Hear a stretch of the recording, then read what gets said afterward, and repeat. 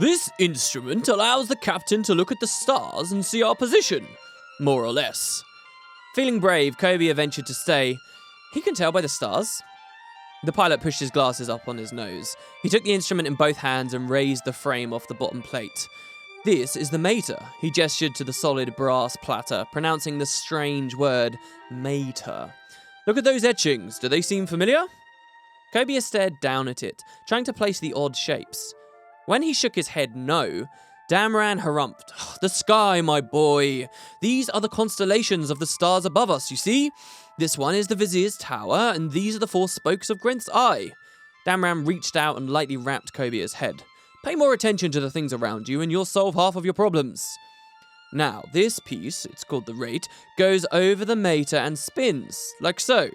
He placed the frame back on the mater and let it spin around. "Why?" "This lets you see how far apart the stars are and how high over the horizon. With that, you can measure them against the height of the sun to tell your ship's latitude." "Latitude," he said, noting Kobia's confused stare. "It's the measurement of how far north or south you are at sea. To use the astrolabe, you must look along this line," he indicated a straight slice of brass that spun through the center, "and sight either the sun or Dwayna's heart. That's the one star in the sky that never wavers or alters its place. By finding the altitude of that star, how high it is in the sky in relation to the horizon, you can tell if you are north or south of center. Center being Ara, you see." "Ara?" Kobia asked. "Ara is the city at the heart of ancient Ur, the city that the gods themselves created, at the center of the world. We judge everything's location by its distance, north or south of Ara.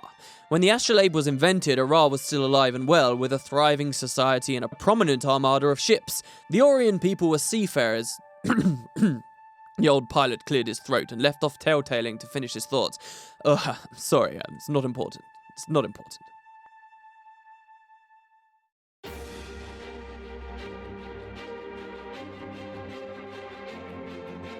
In any other fantasy work, you might take the fact that there's a sun in the sky as a basic, obvious fact and nothing special to speculate about.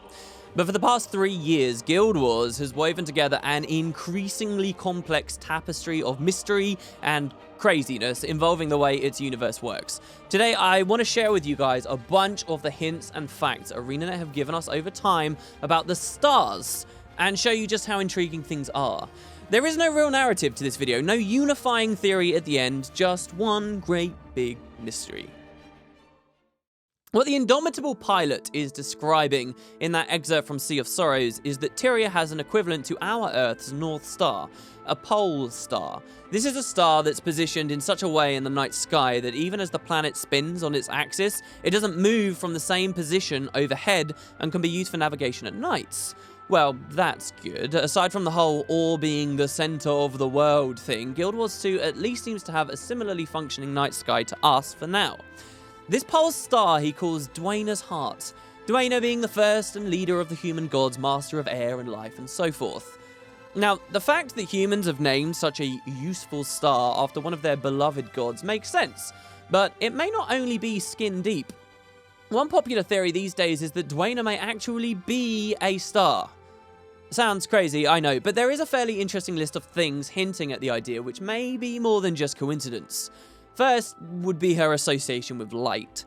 Strictly speaking, Dwayna is the god of air and life. Yet there are a remarkable number of references to her shining light.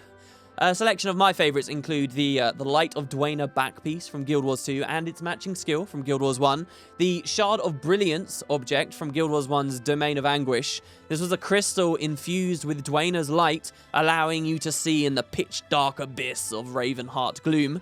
An object the developers keenly reminded of us, by the way, in Heart of Thorns, where the Pact named one of their doomed airships after the artifact. There are, of course, various priestesses of Dwayna in Guild Wars 2 who just love to talk about Dwayna's light shining upon you, and a particularly obscure cool one. In the later years of Guild Wars 1, when they were releasing Dwayna's costume for players to buy, the devs flat out on their website described her as the goddess of air and light, not the goddess of air and life. Whoops? Question mark? So, what? Being a bringer of light is one of her big themes. That doesn't make her a star, you cry, and honestly, so far I'd agree with you. But there is some more. There's the exotic amulet in Ur. interestingly named the Star of Dwayna. There's the lovely description of Dwayna from the Guild Wars Nightfall manuscript stating that Dwayna watches over the world from the heavens, beatifically observing humanity, and actually even the idea of her being a bringer of life fits the narrative. On Earth, the real world, what do we find at the bottom of every food chain? The primary provider of warmth and energy for all living things, aside from those freaky deep-sea vent worms. Well, the sun, the bringer of life. Oh, and then there is that little fact that you can go blind if you're looking at the gods for too long. Perhaps Dwayna's true form is a star then. After all, the idea of avatars and facets simply representing higher beings is hardly a new concept for this franchise, and especially not in relation to the gods. Maybe even all the gods are stars. Dwayna is just the star of our solar system, making her the leader of how things are done around here. Or maybe that's all wrong. Maybe it's just metaphorical and humans naming things light-based after their kind of light-based god. You'll have to decide for yourself.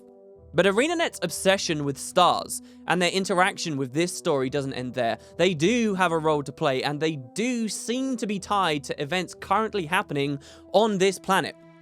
What was it everyone loves to pair the gods with again? Oh yeah, the Elder Dragons. Let's have a look at them. The Elder Dragons have always been here on Tyria. That much is certain. That much has always been repeated by the devs to us endlessly. So surely the Elder Dragons can't be stars too, right? I'm inclined to agree, though they do look oddly similar to giant burning balls of gas in the Endless Void during the Omad's Machine cutscene.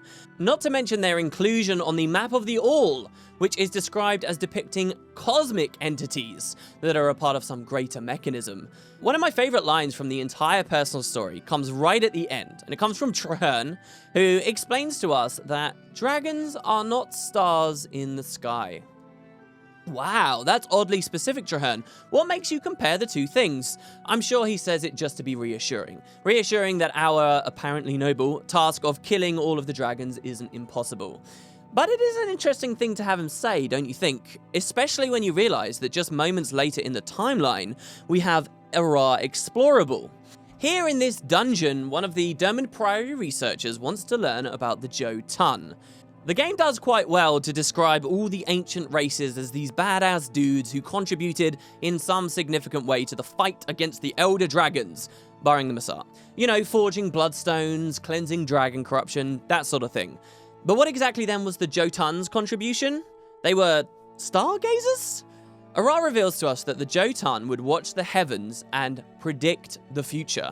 In Path 1, our kind scholar friend, Vara Skylark, learns that when the Elder Dragons rise, so also do new stars in the sky. In Ara, we find a Jotun telescope for observing the heavens that we look through. Consider again what point in the timeline we are. We're right after the death of Zaitan, and when looking through the telescope, we quite clearly see something looking like a star being destroyed. So there is a connection. All this was further reminded to us in Season 2, by the way. In the Dermot Priory Library, there's a book titled Rising Stars, which deals with Jotun findings. It explains that the Elder Dragons represent a force much larger than their material form would suggest. Their awakening moves the Antikytheria. This is basically a cosmic representation of the universe, which in turn has tangible effects. So, Traherne, are you sure they're not stars in the sky? Are we saying instead that the stars are like avatars for the dragons? If the overall narrative of the game here is that we, heroes of Traherne's Pact, are actually wrong to be killing the Elder Dragons, wouldn't it make sense to make him wrong about this line too? And that line hasn't been forgotten, by the way. It was referenced again by the developers in Auric Basin, Heart of Thorns, when our player character has apparently taken it to heart. Traherne once told me dragons aren't stars in the sky. We, the player character, reassure a freaked out Pact member.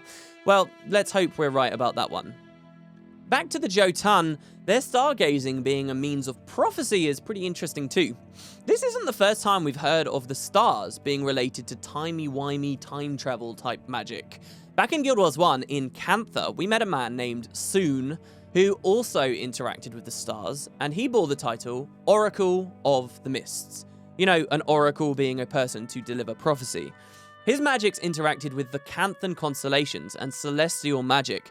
He summoned forth creatures described as physical representations of starlight, which, when we defeated, made us the Canthan version of being ascended, or as the Canthans called it, closer to the stars. So that's pretty interesting.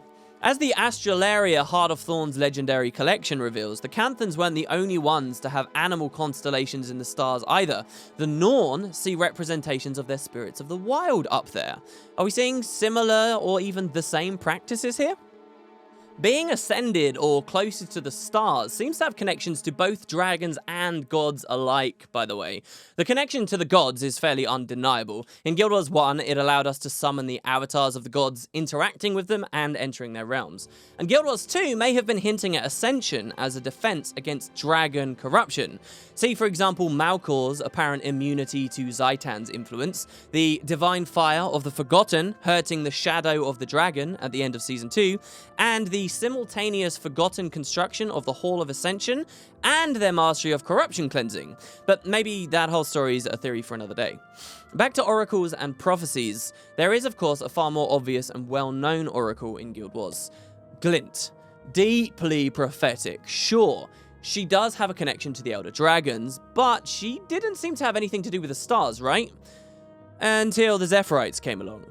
The sun shines on you no more. May you be at peace, free of the sufferings of this world. May Glint find you in the darkness and lead you into her perfect light, until we meet again.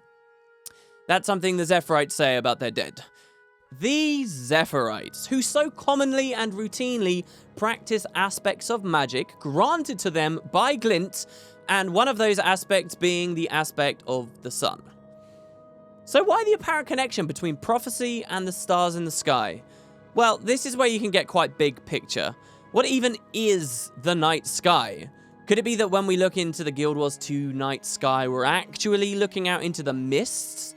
Don't forget, despite his magic interacting with starlight, soon was the Oracle of the Mists, after all. The mists, where at the center lies the rift, a place that time itself stands still, and supposedly all things connect to. Interestingly, a late addition to Guild Wars 1 included a PvP henchman who explains that in the rift there is no starlight, but it's instead illuminated by a primal and unearthly light that couldn't be described. The basic question is this: how do the mists work? How does the night sky work? Everything is supposed to be born from the mist. They've said that to us many times. So the mists are creating the stars then? How does the rest of our solar system work? The ascended items Solaria and Lunaria, appropriately given the celestial stat typing, might be hinting at the sun and moon names. But other than this, we really don't know what's going on. Spend too long at the Divinity's Reach Orrery, comparing it to, say, Lord Audrin's Map of the Mists and the Eternal Alchemy machine cutscene we saw, and you might just go insane. But one thing is apparent. Something is here. I don't think it's a coincidence that at the launch of Guild Wars 2, ArenaNet expanded on the Hylic, made them prominent, and gave us a race of sun worshippers who personify our closest star as a sun god, Zintor. Perhaps it's not a coincidence that those same characters are still relevant and active in the Heart of Thorns story. Is it at all a surprise that the poster child launch song for Guild Wars 2, Fear Not This Night, includes in its lyrics that the night sky is filled with blackness, but we must not go astray as the stars will find their way? Do these frequent posts and messages I get spammed with about these 2 random stars in the sky that got added after launch actually have some meaning or merit? What about these weird sun-looking things that were placed at the Dermond Priory hallway, the exact same one where we first had an NPC hinting at the existence of a 6th Elder Dragon? Okay, that last one's totally a stretch, but it's what inspired me to make this video, so shoutouts there. That's it, guys. I'd love to know what you think the hell is going on. I've read some absolutely insane theories about the nature of the universe and everything. It's like ArenaNet have given us just enough puzzle pieces, but not the picture on the box. And that's what makes this one of the more interesting current Guild Wars 2 mysteries. Thanks very much for watching, guys. Hope you enjoyed the video. I'll see you tomorrow.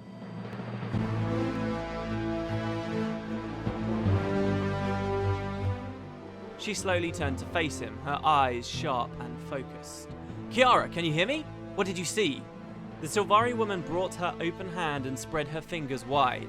A thin vine crawled from her sleeve and began weaving between her splayed digits.